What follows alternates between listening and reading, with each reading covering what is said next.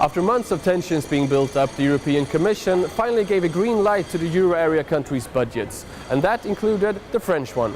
With the following statement, EU Commissioner Jyrki Katainen, responsible for economic affairs, gave approval to the euro area budgets, saying no one was in serious breach of the EU rules.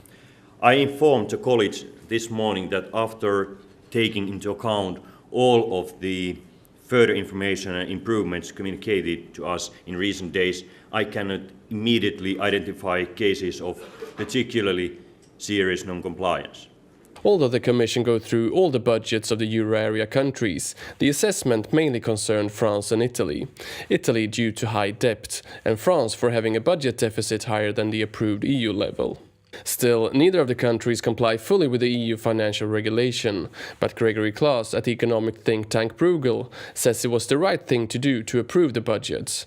Politically, it would have been difficult to sanction a country like France, and the approval also made sense from an economic point of view. I don't think it will change much in terms of sustainability of the French debt, having 4% in 2015 or 3% deficit. So I think it's a sound decision from an economic perspective. Also, Fabian Zuleeg at the European Policy Centre thinks it was a sound and expected decision, but he points out that France still has some work to do when it comes to reforming its economy. This is a reform process, and clearly this is a step along the way.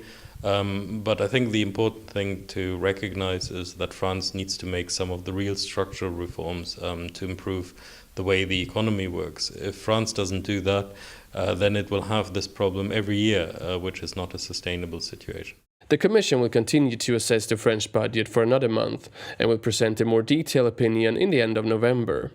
And according to Commissioner Katainen, a fine is still in the cards to be played out if needed. It cannot be excluded that the Commission may need to adopt steps under the excessive deficit procedure for some member states. So France still has to deliver on its reforms to avoid some fines. But if the talk about fines is something that could actually happen, or if it's something that the EU uses to put pressure on France, we will have to wait and see.